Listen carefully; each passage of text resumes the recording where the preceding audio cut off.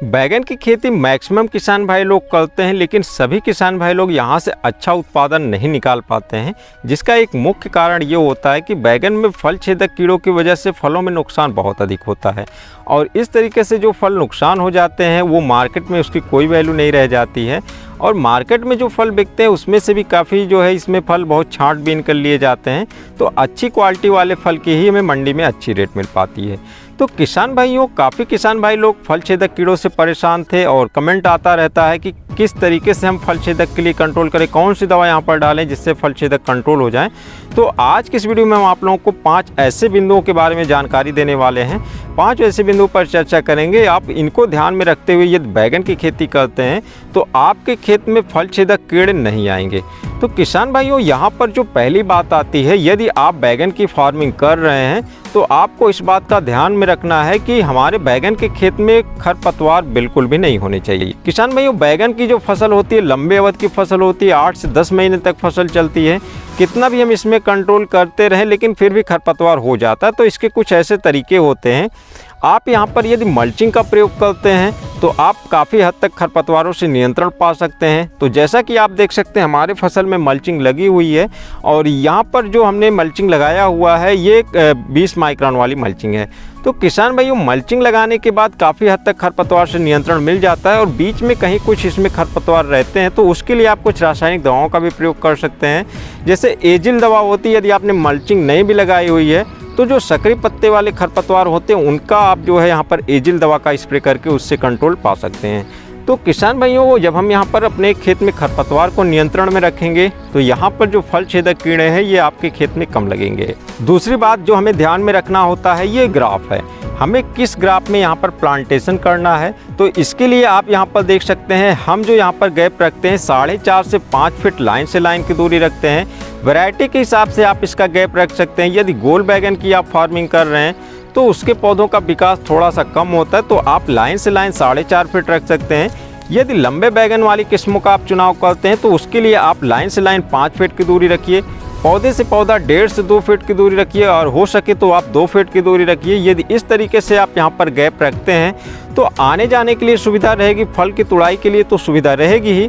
साथ में यहाँ पर आप जब दवाओं का स्प्रे करेंगे तो दवाओं का हर कोने में अच्छे से यहाँ पर पहुँच जाएंगे, हवा का आवागमन होता रहेगा, तो दवाओं का स्प्रे अच्छे तरीके से होगा और यहाँ पर जो कीड़े हैं इनके अच्छे तरीके से कंट्रोल होगा।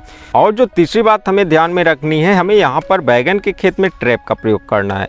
किसान भाइयों, कई तरीके के कीड़े होते हैं जो बैगन की फसल में नुकसान पहुंचाते हैं। सफ़ेद मक्खियां होती हैं और लीफ हॉपर होते हैं, फल छेदक कीड़े होते हैं, कई तरीके के रोग आते हैं। तो आप बैगन के खेत में 2-3 प्रकार के ट्रैप का प्रयोग करते हैं तो अन्य कीड़ों से बचाव होगा ही, साथ में आपका फल छेदक कीड़ों से भी बचाव होगा। तो यहाँ पर आप ब्लू और येलो रंग का स्टिकी ट्रैप का प्रयोग करेंगे तो यहाँ पर लीफ माइनर और सफ़ेद मक्खी और कुछ एफिड जैसिड्स का भी यहाँ से आपका कंट्रोल होगा। और यहाँ पर आप लाइट ट्रैप का प्रयोग करें, रात में लाइट ट्रैप का प्रयोग करें तो उसके माध्यम से आप अन्य कीड़ों के साथ ही जो फल छेदक कीड़े हैं इनके पतंगों का भी आप कंट्रोल कर सकते हैं। साथ ही आप फेरोमोन ट्रैप का ज़रूर प्रयोग करें। अन्य किसी ट्रैप का प्रयोग नहीं कर सकते तो फेरोमोन ट्रैप का प्रयोग आप ज़रूर करें, और 1 एकड़ में 12 से 15 फेरोमोन ट्रैप का यदि आप प्रयोग करते हैं तो यहाँ से आप इसके जो नर पतंगे होते हैं इनकी कंट्रोल काफ़ी अच्छे तरीके से कर सकते हैं। अब चौथी बात करें तो यहाँ पर आप जो भी यहाँ पर दवाओं का स्प्रे करते हैं इसमें आप जैविक और रासायनिक दोनों का कॉम्बिनेशन लेकर चलें। इसमें क्या होता है, जो फल छेदक कीड़े होते हैं, और शुरुआत से जैसे कि कोराजन दवा आती थी और अन्य कई दवाइयाँ आती थी, लेकिन इनके प्रति ये इतने सहनशील हो जाते हैं, और ख़ासकर बैगन के जो फल छेदक वाले कीड़े होते हैं वो इतनी आसानी से नहीं मरते हैं। तो आप यहाँ पर जैविक रासायनिक दोनों का कॉम्बिनेशन लेकर चलेंगे तो आपके खेत में खर्चा भी कम होगा और जो फल छेदक कीड़े हैं इनका कंट्रोल भी अच्छे तरीके से हो जाएगा। तो इनमें से आप जैविक रासायनिक का कंट्रोल करें, और साथ ही जो बैगन में फल छेदक कीड़े लगते हैं तो इनकी जो लाइफ साइकिल होती है हमें इसको ब्रेक करना होता है। तो लाइफ साइकिल ब्रेक करने के लिए क्या करना होगा, इनकी जो लाइफ साइकिल है, जो इसका मुख्य रूप से पतंगे होते हैं, तितलियाँ होती हैं छोटी छोटी जो इसमें एडल्ट कही जाती हैं। ये तितलियाँ इसमें बैगन के पत्तों पर अंडे देती हैं, इसके जो फूल होते हैं वहाँ पर अंडे देती हैं, और इसकी जो ब्रांचें होती हैं इनके जो ब्रांचों के पास नॉट्स जो गांठें बनी होती हैं वहाँ पर अंडे देती हैं। तो इसके माध्यम से जो इसके लार्वा हैं इसमें तने के अंदर चले जाते हैं, फलों के अंदर चले जाते हैं, तो फल छेदक और यहाँ पर तना छेदक का ये काम करते हैं। तो यहाँ पर इसमें शुरुआत की अवस्था में जब खेत में तना छेदक लगते हैं तो इसमें से हमें जो यहाँ पर ब्रांचें सूख रही हैं जिसमें इसकी इल्लियाँ हैं, इनको तोड़कर हमें खेत से बाहर फेंक देना है। जिन फलों में छेद लग रहा है और इसमें हम मैक्सिमम फल को तोड़कर यहीं पर गिरा देते हैं तो इनकी लाइफ साइकिल यहाँ पर कंप्लीट होती रहती है। तो कोशिश करनी चाहिए कि यहाँ पर जो फल छेदक वाले फल लग रहे हैं और जो तना छेदक में जो तने हैं उनको जो हम तोड़ रहे हैं खेत में ना फेंकें, हो सके तो हम इसे खेत से बाहर रखें। यदि हम इनको खेत से बाहर रखते हैं तो हम इनकी लाइफ साइकिल को ब्रेक कर सकते हैं, या फिर यदि हम ये चीज़ नहीं कर सकते हैं तो हमें ज़मीन में फ्यूराडान का प्रयोग करना चाहिए, नीम की खली का प्रयोग करना चाहिए, जिससे मिट्टी के अंदर यहाँ पर इनकी जो लाइफ साइकिल आगे बढ़ रही है वो यहाँ पर ब्रेक हो जाए। किसान भाइयों, इस तरीके से ये 4 बातें हो गई और 5वीं और जो सबसे मुख्य बात है यहाँ पर केमिकल दवाओं का स्प्रे हमें कैसे करना है और कौन सी दवाओं का स्प्रे करना है। किसान भाइयों, अब यहाँ पर थोड़ी सी हम पहले जानकारी देते हैं। जो हमारा ये प्लॉट लगा हुआ है ये 9 महीने से ऊपर का प्लॉट हो चुका है, 29 जुलाई का प्लांटेशन था।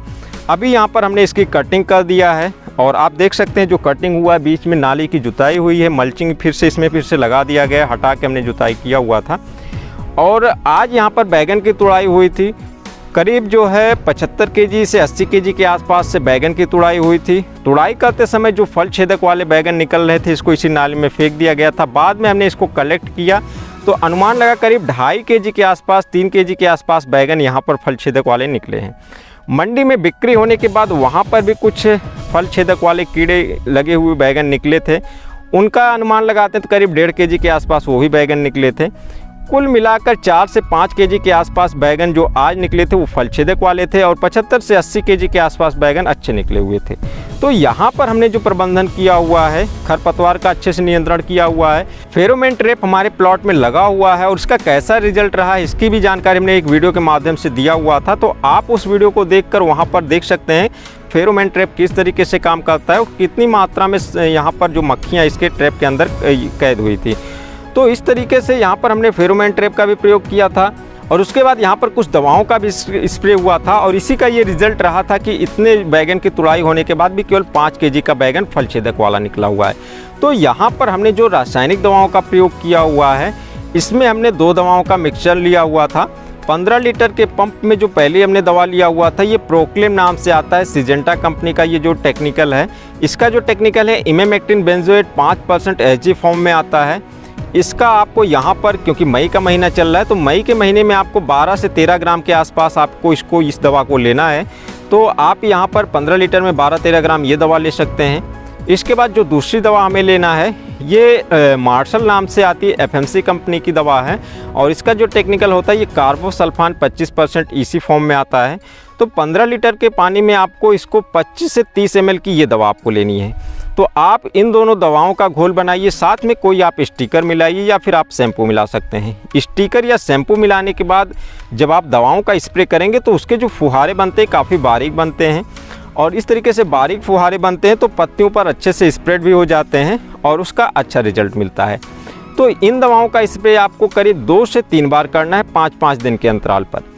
तो इनका जो हमें स्प्रे करना है, स्प्रे करते समय हमें इस बात को ध्यान में रख के चलना है, जैसे कि यहाँ पर हमने नाली इस टाइप से बनाया हुआ, गैप रखा हुआ 5 फीट पर, तो एक लाइन से जाते हैं, स्प्रे करते हैं तो 10 फीट एक साइड में, 10 फीट एक साइड में, टोटल 20 फीट का एरिया कवर करते हुए आपको स्प्रे करना है। और ऐसे स्प्रे करना है कि पत्तियों के बीच में भी ये इसका स्प्रे चलता जाए।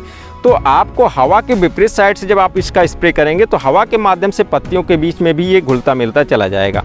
पौधों के हर एक कोने में यदि ये दवा पहुंचती है तो इसका रिजल्ट काफ़ी अच्छा रहेगा।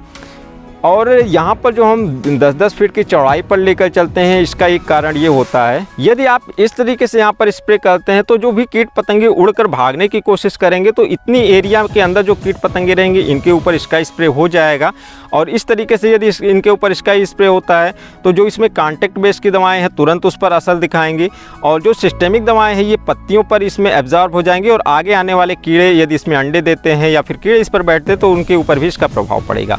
साथ ही समय की बात करें तो इन दवाओं का स्प्रे आपको शाम को 5 बजे के बाद करना है, क्योंकि अभी जो तापमान होता है काफ़ी ज़्यादा होता है। सुबह भी हमें इस दवा का स्प्रे इस समय पर अप्रैल और मई महीने में नहीं करना चाहिए।